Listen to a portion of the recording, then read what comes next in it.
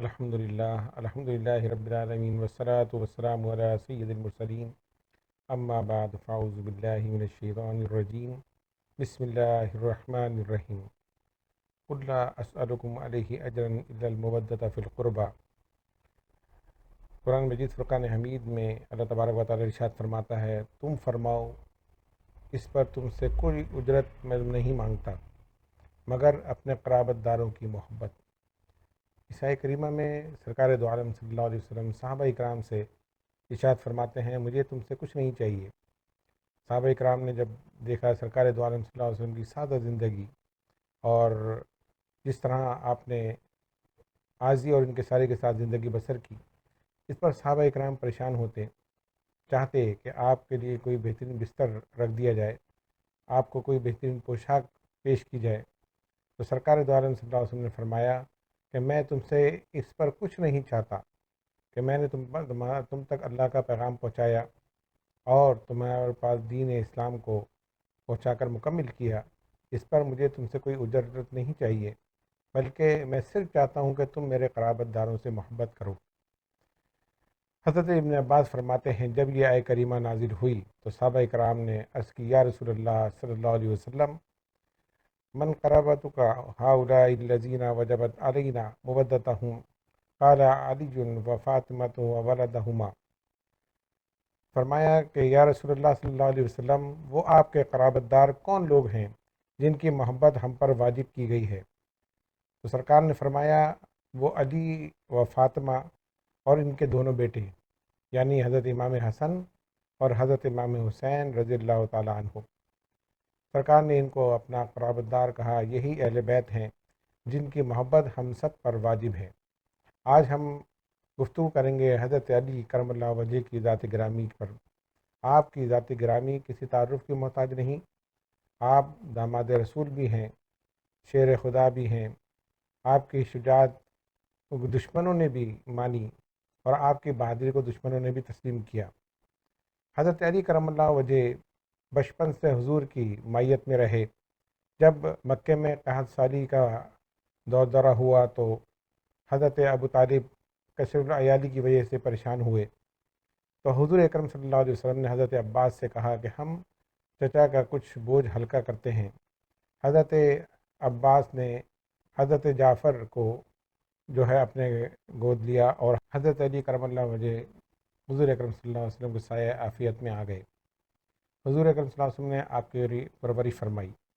ایک دن حضرت علی کرم اللہ وجہ نے دیکھا کہ حضرت خدیجہ الکبریٰ رضی اللہ تعالیٰ عنہ اور حضور اکرم صلی اللہ علیہ وسلم نماز ادا فرما رہے ہیں۔ عبادت کی یہ کیفیت حضرت علی نے پہلی مرتبہ دیکھی۔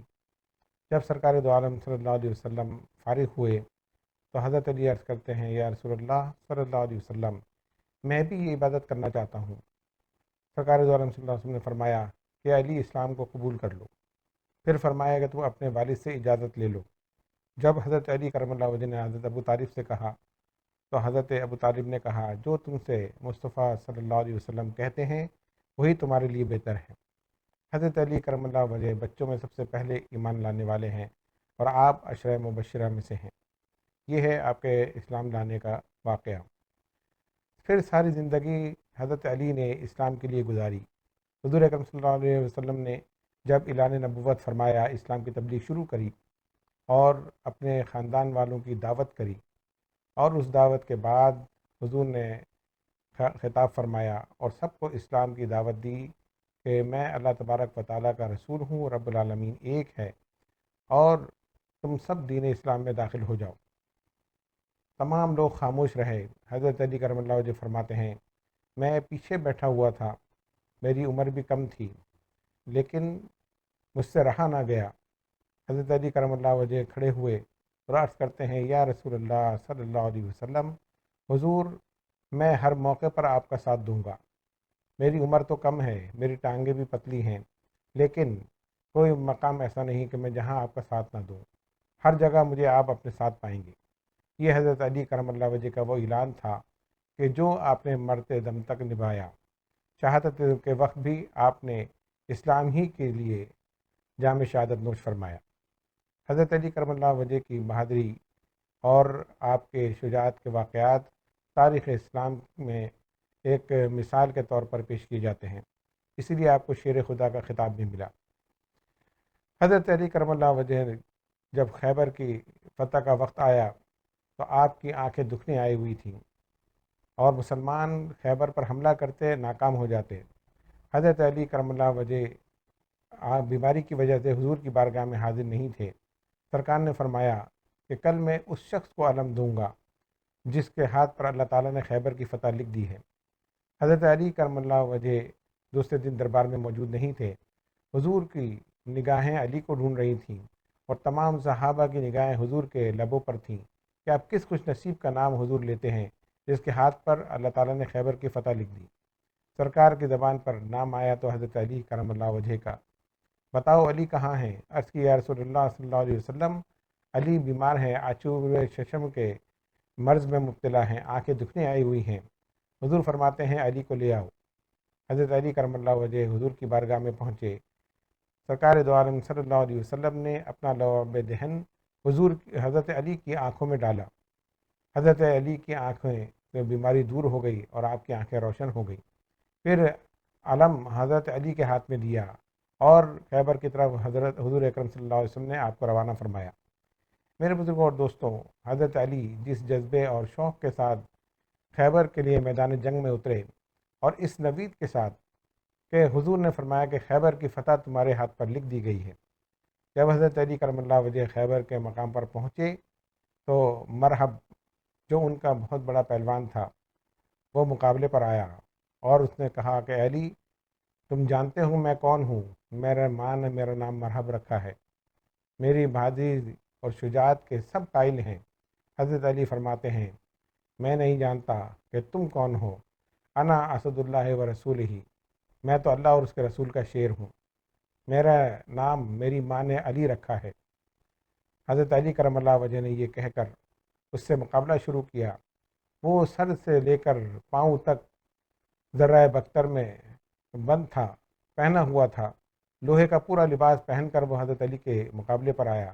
حضرت علی کرم اللہ وجہ نے نعرہ لگا کر ایک ہی وار کیا اور اس کے جسم کے 2 ٹکڑے کر دیے، اور اس کے بعد آپ نے قلعہ خیبر پر حملہ کیا اور وہ دروازہ جو 40 آدمی کھولتے اور بند کرتے تھے علی نے ایک ہاتھ سے اٹھا کر پھینک دیا۔ یہ آپ کے ذات کا وہ کارنامہ ہے جو ہمیشہ تاریخ اسلام میں آپ کی انفرادیت کے طور پر پیش کیا جاتا رہے گا۔ حضرت علی کرم اللہ وجہ نے ہمیشہ اپنے دین کے لیے اور اپنے اللہ اور اس کے رسول کی خوشنودی کے لیے وہ گزارا اور تمام عمر دین کی خدمت کرتے رہے۔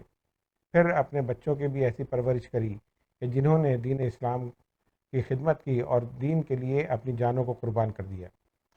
ہجرت کا موقع آیا تو حضرت علی کرم اللہ وجہ کو حضور نے اپنے بستر پر لٹا دیا اور فرمایا کہ اے علی، بستر پر تم آرام کرو، اور جب صبح ہو تو میرے پاس جو لوگوں کی امانتیں موجود ہیں ان تک پہنچا کر تم مدینے چلے آنا۔ یہ وہ وقت تھا کہ جب سرکار دو عالم صلی اللہ علیہ وسلم کے کافر جو تھے دشمن تھے اور آپ کی جان لینے کے لیے آپ کے کاشان نبوت کو گھیرا ہوا تھا۔ 40 آدمی کاشان نبوت کو گھیرے ہوئے ہیں کہ کب حضور باہر نکلے اور ہم ان پر حملہ کریں اور معاذ اللہ ان کو ختم کر دیں۔ ایسے موقع پر حضور فرماتے ہیں علی تم میرے بستر پر لیٹ جاؤ۔ حضرت علی کرم اللہ وجہ نے اس وقت بھی بہادری سے یہ چیلنج کو قبول کیا اور حضور اکرم صلی اللہ علیہ وسلم کے کہنے کے مطابق اب بستر پر لیٹ گئے۔ حضرت علی کرم اللہ وجہ کا اٹھنا بیٹھنا لیٹنا سب حضور سے مشابہت رکھتا تھا۔ حضور کے بستر پر علی تو لیٹ گئے، کافر باہر سے کھڑکی میں سے دیکھتے رہے، وہ یہ سمجھے کہ حضور اکرم صلی اللہ علیہ وسلم بستر پر آرام فرما ہے۔ جب صبح ہوئی اور اندر داخل ہوئے، حضور تو ان کے سامنے سے جو ہے ہجرت کر گئے اور وہ حضور کو دیکھ بھی نہ سکے، لیکن جب اندر داخل ہوئے تو حضرت علی کرم اللہ وجہ بستر پر آرام فرما ہے۔ دیکھ کر حیران ہو گئے، یہ تو علی ہیں، پھر محمد صلی اللہ علیہ وسلم کہاں گئے؟ حضرت علی فرماتے ہیں وہ تو یہاں سے جا چکے ہیں، کافر باہر نکل گئے۔ حضرت علی کو معلوم تھا کہ مجھے کوئی مار نہیں سکتا، اس لیے کہ میرے نبی نے کہا ہے کہ تم صبح اٹھو گے اور پھر امانتیں ان کے لوگوں تک پہنچا دو جن کی امانتیں میرے پاس موجود ہیں، اس کے بعد تم مدینے چلے آنا۔ حضرت علی جانتے تھے کبھی کوئی مجھے مار سکتا ہے لیکن اس رات کو کوئی مجھے مار نہیں سکتا۔ حضور نے میری زندگی کی ضمانت لے لی کہ تم صبح اٹھو گے اور میری امانتیں جو میرے پاس ہیں وہ لوگوں تک پہنچاؤ گے۔ حضرت علی کرم اللہ وجہ نے اس وقت بھی بہادری کا مظاہرہ کیا اور حضور کے ارشاد کے مطابق بستر پر آرام فرما ہوئے۔ میرے بزرگوں اور دوستوں، سرکار دو عالم صلی اللہ علیہ وسلم کے ہر حکم پر حضرت علی نے لبیک کہا، ہر موقع پر حضور کے ساتھ ساتھ رہے، ہر غزوے میں حضور کے شانہ بشانہ کفار سے مقابلہ کرتے رہے۔ ایک جنگ کے موقع پر حضور فرماتے ہیں، علی تم جو ہے مدینے میں رہو، ہم جہاد کے لیے جا رہے ہیں۔ حضرت علی کرم اللہ وجہ عرض کرتے ہیں، یا رسول اللہ صلی اللہ علیہ وسلم، حضور آپ مجھے عورتوں اور بچوں کے پاس چھوڑے جا رہے ہیں، ایسا نہ کریں، بلکہ میں آپ کے شانہ بشانہ جہاد کرنا چاہتا ہوں، جنگ لڑنا چاہتا ہوں۔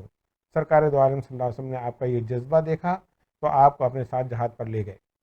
میرے بزرگوں اور دوستوں، جس نے حضور اکرم صلی اللہ علیہ وسلم کے لعاب دہن کی گٹھی کھائی ہو، اور پھر حضرت علی کرم اللہ وجہ وہ شخصیت ہیں کہ جنہوں نے جب دنیا میں پہلی بار آنکھ کھولی تو ان کے نگاہ چہرہ مصطفیٰ پر پڑی، تو ان کی نگاہ کا عالم کیا ہوگا اور ان کے علم کا عالم کیا ہوگا۔ اسی لیے حضور نے فرمایا کہ میں علم کا شہر ہوں اور علی اس کا دروازہ ہے۔ ایک مرتبہ حضرت علی کرم اللہ وجہ نے صحابہ سے کہا کہ جب حضرت جبریل آتے ہیں حضور کے پاس تو میرے پاس 2 دفعہ آتے ہیں اور حضور کے پاس 1 مرتبہ آتے ہیں۔ صحابہ نے یہ بات حضور تک پہنچا دی۔ سرکار دو عالم صلی اللہ علیہ وسلم نے حضرت علی کو بلایا اور پوچھا، اے علی تم نے کیا یہ کہا ہے کہ جبریل میرے پاس 2 دفعہ آتے ہیں اور حضور کے پاس 1 دفعہ آتے ہیں؟ جب وہی لے کر جبریل آتے ہیں تو میرے پاس 2 دفعہ اور حضور کے پاس 1 دفعہ آتے ہیں۔ عرض کی، یا رسول اللہ صلی اللہ علیہ وسلم، یہ میں نے نہیں آپ نے کہا ہے۔ حضور نے فرمایا، میں نے تم سے کب کہا؟ علی عرض کرتے ہیں، یا رسول اللہ صلی اللہ علیہ وسلم، آپ نے فرمایا میں علم کا شہر ہوں، علی اس کا دروازہ ہے۔ جب کوئی شخص شہر میں داخل ہوتا ہے تو آتے وقت بھی دروازے سے گزرتا ہے اور جاتے وقت بھی دروازے سے گزرتا ہے۔ اس لیے میں نے کہا کہ میرے پاس وہ 2 دفعہ آتے ہیں، 1 مرتبہ آپ کے پاس آتے ہیں۔ سرکار دو عالم صلی اللہ علیہ وسلم نے علی کا یہ جواب سنا تو مسکرا دیے۔ حضرت علی کرم اللہ وجہ نے حضور اکرم صلی اللہ علیہ وسلم سے ڈائریکٹ فیض حاصل کیا۔ آپ جو ہے ولایت کے بھی امیر ہیں، ولایت کے بھی بادشاہ ہیں اور شیر خدا بھی ہیں۔ آپ کی نگاہ ولایت کا عالم یہ تھا کہ جبریل آپ کے پاس آئے اور پوچھتے ہیں، انسانی لباس میں آ کر پوچھتے ہیں، اے علی بتاؤ جبریل کہاں ہیں اس وقت؟ حضرت علی کرم اللہ وجہ آسمان کی طرف دیکھتے ہیں، پھر زمین کی طرف دیکھتے ہیں اور پھر ارشاد فرماتے ہیں، نہ جبریل آسمانوں پر ہیں نہ زمین میں ہیں، میرا خیال ہے کہ آپ ہی جبریل ہیں۔ حضرت جبریل کو پہچان لیا۔ جبریل بھی حیران ہیں کہ جب علی نگاہ آسمان کی طرف اٹھاتے ہیں تو سدرۃ المنتہا تک جاتی ہے، اور جب زمین کی طرف دیکھتے ہیں تو زمین کی ساتوں تہہ کو دیکھ لیتے ہیں اور پھر پہچان لیتے ہیں کہ میں ہی جبریل ہوں۔ یہ حضرت علی کرم اللہ وجہ کی نگاہ ولایت ہے۔ آپ روحانیت میں بھی اعلیٰ مقام رکھتے تھے، ولایت میں بھی آپ سب اولیاء اکرام کے سردار ہیں۔ اللہ تبارک و تعالیٰ نے آپ کو یہ مقام اور مرتبہ عطا فرمایا۔ آپ کے فضائل میں بے شمار احادیث موجود ہیں۔ جتنے بھی صحابہ اکرام تھے وہ آپ سے محبت کرتے تھے اور آپ کے فضائل جو حضور سے سنے تھے اس کی وجہ سے وہ جانتے تھے کہ علی کا مقام اور مرتبہ کیا ہے۔ حضرت ابوبکر صدیق رضی اللہ تعالیٰ عنہ جب حضرت علی کو دیکھتے تو دیکھتے ہی رہتے۔ حضرت عائشہ صدیقہ رضی اللہ تعالیٰ عنہ عرض کرتی ہیں، ابا جان آپ علی کو اس طرح کیوں دیکھتے ہیں؟ حضرت ابوبکر صدیق فرماتے ہیں، میں نے نبی کریم صلی اللہ علیہ وسلم کے یہ کہتے ہوئے اپنے کانوں سے سنا ہے کہ علی کو دیکھنا بھی عبادت ہے۔ میں تو علی کو نہیں دیکھ رہا بلکہ میں تو عبادت کر رہا ہوں۔ یہ صحابہ اکرام کی عقیدت اور محبت تھی حضرت علی کرم اللہ وجہ کے ساتھ۔ حضرت علی نے پوری زندگی اسلام کی خدمت کرتے ہوئے گزاری اور صحابہ اکرام کو بہترین مشوروں سے نوازا۔ حضرت عمر فاروق رضی اللہ عنہ فرماتے تھے کہ اگر علی نہ ہوتے تو عمر برباد ہو جاتا۔ چاہے حضرت ابوبکر صدیق کا زمانہ ہو، حضرت عثمان کا ہو یا حضرت عمر کا زمانہ ہو، ہر موقع پر آپ نے صحابہ اکرام کو بہترین مشوروں سے نوازا اور اسلامی سلطنت کو عروج دینے میں آپ کا بہترین کردار رہا۔ حضرت علی کرم اللہ وجہ نے سادہ زندگی گزاری، عبادت اور عیادت میں ہمہ وقت مصروف رہتے، راتوں کو جاگتے، نوافل ادا کرتے، اللہ تبارک و تعالیٰ کی تسبیح کرتے، اور یہی کیفیت آپ کی آخر تک رہی۔ پوری زندگی میں آپ نے عبادت اور ریاضت میں ہی گزاری۔ میرے بزرگوں اور دوستوں، یہ وہ ہستی ہیں کہ جن کی وجہ سے اللہ تبارک و تعالیٰ نے اسلام کو ہر دور میں عروج عطا فرمایا، اور ہر جنگ کے اندر حضرت علی کرم اللہ وجہ نے وہ داد شجاعت دی کہ کفار آپ کے سامنے ٹھہر نہ سکے۔ اسی لیے آپ کو شیر خدا کا خطاب ملا۔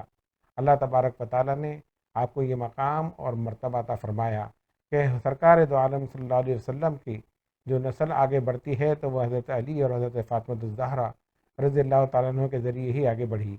حضرت امام حسن اور امام حسین کی آپ نے ایسی تربیت فرمائی کہ دونوں ہمیشہ دین کے لیے مخلص رہے، اور کربلا میں حضرت امام حسین جس پائے استقلال کے ساتھ کھڑے رہے، یہ انہی کی تربیت تھی اور انہی کا وہ تجربہ، اور جو حضرت علی نے جو حضرت امام حسین کی تربیت فرمائی، اور جس کی وجہ سے حضرت امام حسین کربلا میں پائے استقلال کے ساتھ کھڑے رہے۔ آپ کے سامنے آپ کے رفقا کو شہید کیا گیا، لیکن آپ کے پائے استقلال میں لرزش نہیں آئی، بلکہ آپ استقامت کا پہاڑ بنے رہے۔ میرے بزرگوں اور دوستوں، حضرت علی کرم اللہ وجہ کی ذات ہمیشہ ہمارے لیے مشعل راہ رہے گی۔ اللہ رب العزت ہمیں حضرت علی کرم اللہ وجہ سے محبت کرنے کی توفیق عطا فرمائے، اور ان کے نقش قدم پر چلنے کی توفیق عطا فرمائے۔ وما علینا الا البلاغ۔